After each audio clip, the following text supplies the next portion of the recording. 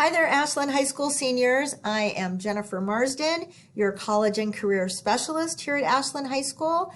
And this slideshow is a brief introduction to helping you plan for your post-high school, college, and career pathway. So here we have the major options that most high school seniors are considering. And we're just going to touch on each one of them as we move through this slideshow. And I want you to keep in mind that this is all about finding a good fit for you. And you might have an idea right now of what you think you're going to be doing after high school. You might have been dreaming about going to OSU or going to massage school, or you're going to go straight to work. And those are all great plans. But you might learn some things this year about other pathways that might make you reconsider where you want to start, what kind of school you want to go to, what kind of work you want to go into. So really keep an open mind as we move through this year and you do some more research, exploration on what might be a good pathway for you.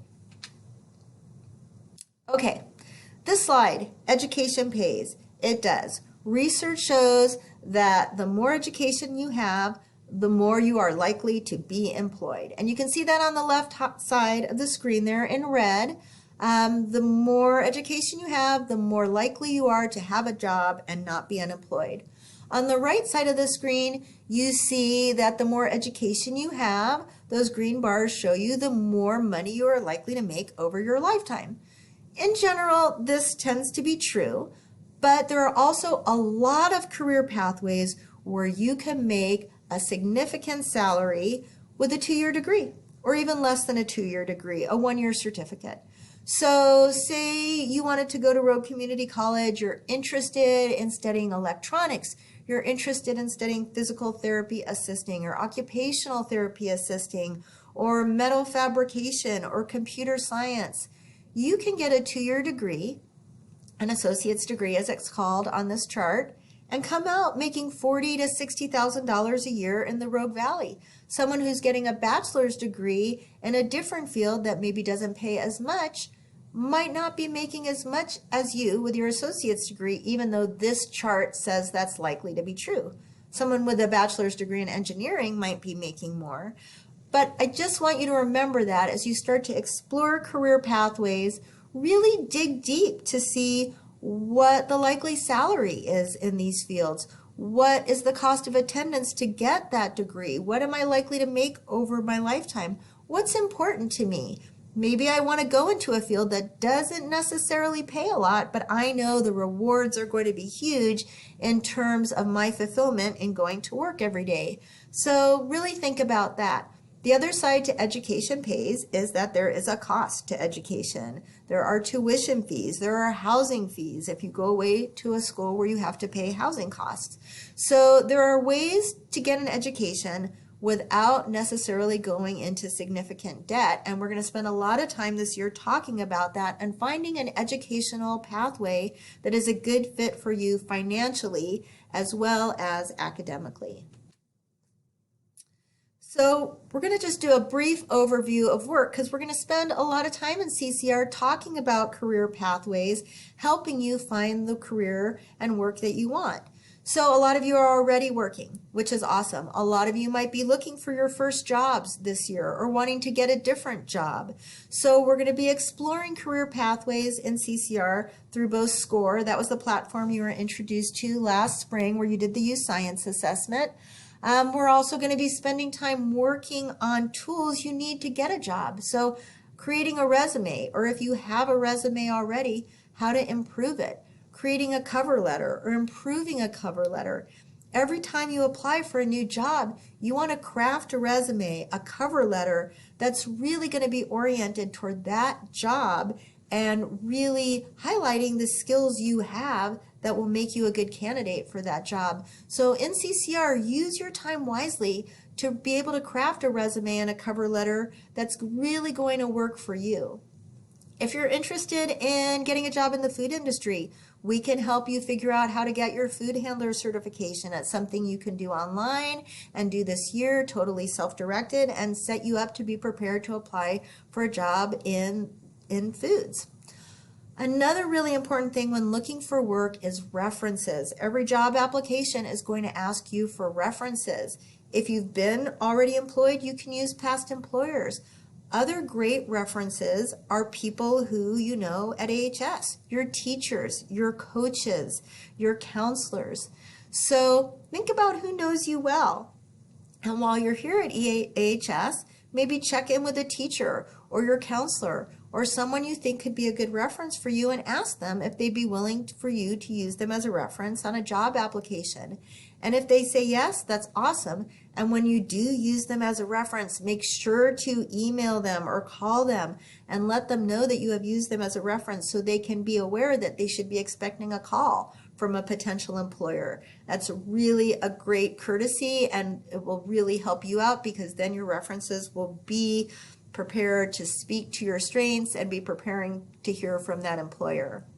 Another thing we're going to be working on in terms of careers is vocational programs like Job Corps and Northwest Youth Corps will be sending information officers to talk with students who are interested about programs they have. So Job Corps, for free, if you qualify, you can learn how to be a fire technician, a forestry technician, a dental hygienist, how to work in the computer software business, how to become a medical assistant, an RN pathway. These are incredible programs that are absolutely free, and I encourage you to reach out to me for more information if you are curious about them before we get to them in CCR.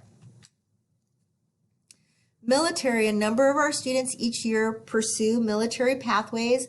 Again, this is a pathway that if you feel called to serve or are curious about these pathways, we have people on campus you can talk with. We have AHS staff who have served in the Army, in the Marines, in the Navy. They would be happy to talk to you about their experiences and help you figure out what might be a good pathway for you. We can also connect you with recruiters. I just want to make clear, though, that the military pathway is great for students who really feel called to serve.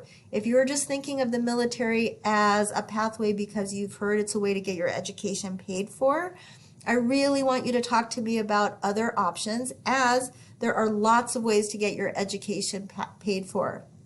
So one other thing to consider about the military is there are programs like the ROTC where you can be in school and serving in the military at the same time. So if you're interested in learning more about ROTC programs or actual military academies like the Naval Academy or West Point, please come and talk to me and I can give you more information on those pathways. Gap year. So a lot of students feel like, okay, I've been in school for 12 years. Yes, I want to go to college eventually, but I want to take a gap year. I want to travel. I want to volunteer. I want to work. All awesome ideas. So just want to clarify, when we talk about a gap year, we're talking about students who are making a plan senior year for college. So you're going to apply to college. You're going to apply for financial aid. You're going to apply for scholarships because there are so many scholarships seniors can apply for that won't be available to you once you graduate from Ashland High School. So you will treat senior year like you are going to college the next fall, but you know you're going to want to take a gap year, and that's totally fine. The colleges, the scholarships will do what we call let you defer. They'll say, great, you're going to come a year from now, we're going to hold your money, we're going to hold your spot, go explore, learn on your gap year.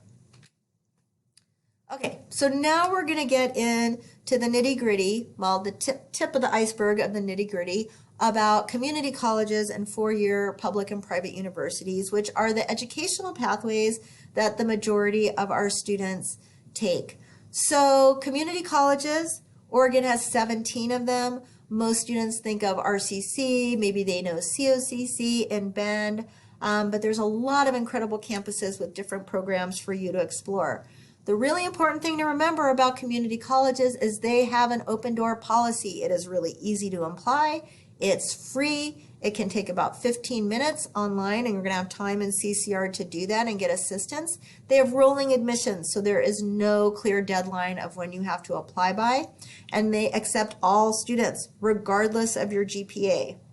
So maybe high school wasn't your focus the last few years, academics weren't what you were really into, your GPA isn't great, doesn't matter. You can start at a community colleges, start fresh, and continue with your educational pathway.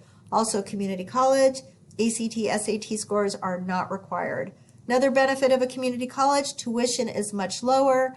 With federal and state aid and our program called the Oregon Promise, community college can be absolutely free for many, many of our students. In fact, some students get so much money from the federal and state government that they get money back to live on while they are in community colleges. And you're going to hear a lot more about that throughout the fall. Another benefit of the community college is you can do your first 2 years of a 4-year degree at a community college and then transfer to a 4-year university and save some money while you're doing that. Community colleges are also great, like I said, for students who are interested in career pathways that you don't need a 4-year degree for. So you're interested in mechanics, in culinary arts, in dental assisting, in physical therapy assisting. There are so many great pathways at the community college that we can talk about and learn about as the semester goes on. So starting at a 4-year universities, there are both public and private 4-year universities. They have different admission requirements. They have application deadlines. Some of them need letters of recommendation. They have varying costs of attendance, and some of them use a special application called the Common App, which you will learn about more when we get into the details of applying to colleges. The important thing again is finding a school that is a good fit for you, both academically, right? They have the programs of study you're interested in, and financially, that it's a school that you and your family feel comfortable affording. So another thing to think about with 4-year universities is a lot of them have great financial aid packages, great scholarship packages. Some of them you have to start as a freshman to be able to get that financial aid package. So for example, University of Oregon has what's called their Pathways Grant. So if you qualify for federal aid based on your income and you have a 3.4 GPA, U of O will pay all of your tuition for 4 years. But you have to start as a freshman. So you might think, well, maybe I should start there instead of a community college, even though community college seems like it would be cheaper. So again, what you think might be a good fit, you really need to do your research, because community college might be the best place to start for some people, but for some people, going straight to a 4-year might make the most sense. Also, if you know what you want to major in, starting at a 4-year, you can start taking classes in your major right away instead of just your general education requirements. So these are the kind of questions you should be considering, asking yourself, talking to your friends and parents and teachers about, and with me, when you're trying to figure out which pathway is going to be the right one for you. So if you're looking at 4-year universities, we've talked about there being admissions requirements, and they're different for different schools. So the Oregon Public Universities, referred to here as the OPUs, they, on average, in general, they want to see no grade lower than a C- in all your core classes. That means in all your 4 years of English, 3 years of science, 3 years of math. They're looking for 2 years of a language, so 2 years of Spanish, 2 years of French, 2 years of Chinese, and they'd like to see that you've done math through Algebra 2. Of course, they make exceptions. They are looking at the whole student, right? So maybe you didn't take 2 years of a language because it's not required at AHS. You can still apply to U of O. You can still apply to PSU, and what they will probably tell you if you meet their other admissions requirements is, great, we want you to start here, but you need to take 2/4 of a language here to make up for those 2 years that you didn't take. Or, okay, you didn't take Algebra 2. You're going to need to take a math class that's the Algebra 2 level here before you move on to the higher level classes. So look at the Oregon Public Universities, look at your transcripts, and make sure that you have what you need to apply. And if you don't, and you want some more support in figuring out how to navigate that process, I am here to help you. The California state schools, if your dream has been to go to UC Berkeley or Chico State, they have a little requirement that Oregon schools don't have called the visual or performing arts requirement, the VPA requirement. What that means is they want you to have 2 semesters of a visual or performing art while you're in high school. They don't have to be in the same year, but they do have to be in the same genre, as they call it. So you could have 2 theater classes or 2 visual arts classes, say Art 1 and Drawing and Painting, Theater 1 and Theater 2. You can have 2 music classes, so 2 choir classes, or 2 band classes, 2 graphic design classes. If you have questions about this, come see me. We can look at your transcript. We can make a plan for you to get one of these classes or 2 of these classes in senior year if you really want to be able to apply to the California schools. And then course rigor. Every university, especially the private schools, are going to have a different kind of course rigor they're looking for. Some private schools are going to want to see more than 2 years of a language. They might want to see 3 or 4. Will they accept you if they don't have them? Yes, maybe. They're looking at the whole student. But you want to be aware before you apply of what these schools are looking for so you can plan your senior schedule accordingly and be the strongest applicant you can be. SAT, ACT. So a lot of the 4-year schools, those have always been a requirement. Some have been test optional for quite a while. Because of COVID, a lot of seniors have not been able to take the SAT or ACT. If you were looking to take it this fall, you may have heard already that our test has been canceled here at AHS through the end of October. So as long as we're not having students on campus, we cannot be a test site for the ACT or SAT. If you do want to test potentially in November or December, that's an option, but don't stress about it now. Look at the colleges you're interested in. All of the colleges that I've seen are making test scores optional. Some of them are not even accepting them because they don't want some students to have them and other students not to. And if you send them, they will not look at your scores. So come talk to me if you have questions about this. So use our AHS resources. There's lots of support available to you no matter what pathway you're looking at. Schedule an appointment with your counselor to discuss your plans, options. Some of you have new counselors this year. Make an appointment. Get to meet them. They are awesome. They have lots of great resources and experiences to share with you, especially if you're looking at applying to a private school where you're going to need to use the common application. You're going to need to have a recommendation from your counselor. So you're going to need to make an appointment to talk with them for them to get to know you.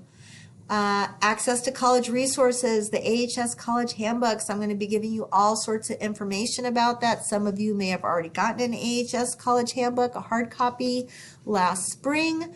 It is online under college and career resources. We're going to be posting links to all of those on your CCR page. So attending CCR advisory sessions, those are going to be on Wednesday morning at 9:30, where I'm going to do special sessions on how to apply to colleges. If you want information about the Common App, how to work on financial aid and scholarships. That's also when I'll be planning a lot of college visits. So virtual college visits, college admissions reps who usually come to campus, they will be Zooming in on Wednesday mornings to meet with you, to tell you about their campuses, to answer your questions. Attend office hours and schedule individual appointments both with me and your teachers. I'm going to be available all the office hours that your teachers are going to be available for you to drop in to ask me questions. And then I'm also available to schedule individual appointments with you and your parents, if your parents also have questions, to help you figure out what's going to be the best pathway for you and to keep all your options open. Another resource we have is the Aspire program, which I coordinate. So we have adult mentors, volunteers from the community who are trained to help you apply to college and make a plan, help you with your essays, help you with your search, with your scholarships. So if you would like to learn more about Aspire or apply to get an Aspire mentor, contact me. If you are a student who already has an Aspire mentor and has lost touch with them over the summer, has questions about how to reach out to them, please contact me as well. And deadlines. With the 4-year schools, you remember there our deadlines. So the California state schools come up really early, November 30th. Pay attention to deadlines. U of O, SOU, OSU, they all have deadlines. They're in January and February, so you've got some time, but they do have deadlines. And a lot of four-year schools also have what's called early action deadlines, early decision deadlines, where you can apply early in the fall and find out by winter break that you've gotten in. This can be a great option if you know where you want to go, you've done your research, and you really want to get in and be done with the process. Really important to remember, early action, not binding at all. You could apply, they can admit you, you still have until May to tell them that you want to go there.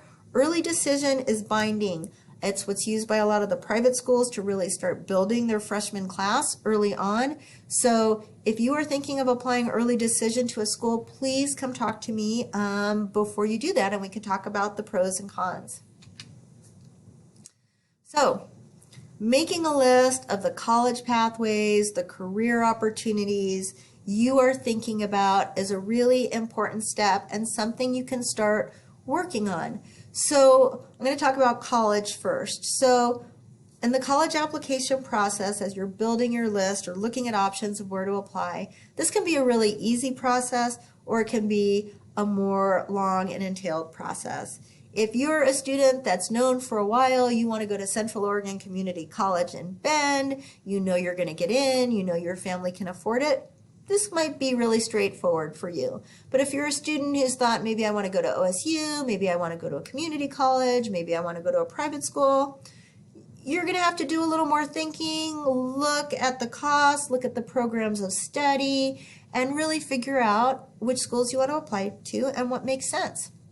So let me just give you an option or an example. So for colleges, looking at a safety school, a realistic school, a reach school, say you're a student with a 3.7 and you're really thinking, yeah, you know, U of O sounds great, but I might want to go to a smaller private school like Lewis and Clark, or maybe I really want to go for it and apply somewhere like Stanford. So what might be your safety school? Okay, you know you're probably going to get into U of O, you have a 3.7, you have all the classes that they're looking for. Okay, that might be your safety school academically. Realistic, U of O is also very realistic for you. Lewis and Clark might also be a very realistic in terms of you getting in there. Reach, Stanford is a reach for anyone, even if you're a 4.0 student. It's just very competitive. The one thing I really want students to look at is that a lot of our students get into all the schools they apply to, whether it's their reach, their realistic, or their safety. And what it comes down to more is not academic reach, not merit reach or realistic, but financial reach, realistic, and safety. So say you're that student who's been thinking U of O, thinking Lewis and Clark, looking at Stanford, thinking maybe COCC, then you're starting to look at the cost of those schools. What is the cost of attendance? Really doing your research, talking to your parents about what they can afford to contribute to your college education. So, hey, you get into U of O. U of O costs $28,000 a year. You get a $6,000 merit aid scholarship, so that brings it down. You're Pell eligible, so that means the federal government says you're going to get a Pell Grant, a few more $1,000. So looking like U of O might just cost you like $15,000 a year. That might be realistic for your family, or it might not be. You get into Lewis and Clark. They give you a $20,000 presidential scholarship right off the top. That's awesome, $20,000 a year. But Lewis and Clark costs $70,000 a year. So you're still looking at $40,000 to $50,000 a year for Lewis and Clark. Your family might say, yeah, hey, we got you on this. Other families might say, no, that doesn't seem like something we really think is realistic for our family. Let's look at U of O more closely. Or maybe that $12,000 or $15,000 for U of O is also feeling like not a great use of your family's resources, and maybe you want to consider starting at a community college where you can primarily go for just a few $1,000s, or maybe actually have all of your tuition covered through the Oregon Promise. So those are the kind of questions you're going to be needing to ask yourself as you're looking at colleges and determining what schools you want to apply for. This holds true for work as well. Not necessarily that work is going to cost you money, but you also are going to make different amounts of money at different jobs, and you might have a job now that's a safe job for you, that's easy. Say you babysit. It's an easy job, you know how to do it, but maybe you kind of want to up your game a little and apply for a job that's also within your reach where you might make a little bit more money, might be something that's a little more on a career pathway for you, or maybe you want to apply for a reach job. So say your safety has been working at Taco Bell, and that's a great entry-level job in food service, but you're not making tips, and your friends who are working at a restaurant where they actually make tips are making more money for you. So maybe you want to redo your resume and apply to a restaurant where you might be able to make a little more money than at a fast food restaurant. And so you're looking at maybe getting a job where you're making a little bit more money. Maybe, though, you're not seeing yourself as a career in food services. That's been great. You're making money. You're getting job experience. You're showing employers in the future that you're reliable. And all of that is awesome in building your resume. But say you're really interested in healthcare or computer science. Maybe you want to be looking for potential internships in town in those fields, or maybe contacting businesses to see if they have any entry-level positions for someone who wants to work in those fields. Or even internships can then lead to paid positions. So it's important to start looking at your work life and as part of your career trajectory and where you want to end up. Okay, so I'm going to finish up with just a brief overview about financial aid and scholarships because a lot of students have questions about it. A lot of parents do. And like I said, money, finances do play in to the decisions you make about your college and career pathways. That's just how it is. School in our country is not free. Well, it is K through 12, but you're coming to the end of free school. And so we want you to be smart about your decisions. So financial aid. All financial aid in the United States revolves around what is called the FAFSA, the Free Application for Federal Student Aid. It is free. You should never pay to complete it. We're going to spend lots of time talking about the FAFSA, how to do it, answer all your questions about it in the next couple of weeks. One thing I want to point out on here is we're going to have a financial aid night specifically for parents on September 23rd. So let your parents know about that. We'll also be sending them information.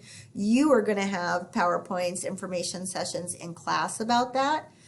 A lot of parents and seniors get anxious about starting the FAFSA. They hear people talking about it. I'm telling you right now, if you take anything away from this slideshow, you cannot start your FAFSA until October 1st. If your parent says, hey, we need to sit down and do this week, say no, we can't. It's not time yet. You need to fill out the FAFSA for 2021-2022. That's when you will be starting college, fall of 2021. If you or your parent log on to the FAFSA right now, the application will be for 2020-21, and if you complete that, it is the wrong FAFSA for you. So, October 1st, if we were doing this live, I would have you repeat it back to me. There's no reason to stress out about FAFSA yet. You're going to get lots of information. Tell your parents to wait for us to give them the information, and you will all be ready to go by October 1st. And then scholarships. There's a lot of money available to Ashland High School students through our local and state scholarships. Scholarship season, as we like to call it, doesn't even start until November. That's when a lot of scholarship applications, our two main ones, the OSAC scholarship application and our local scholarship application, become available. You're going to have a lot of time in CCR to work on these applications. I'm going to guide you through them. I'm going to have added working sessions during advisory where you can get help.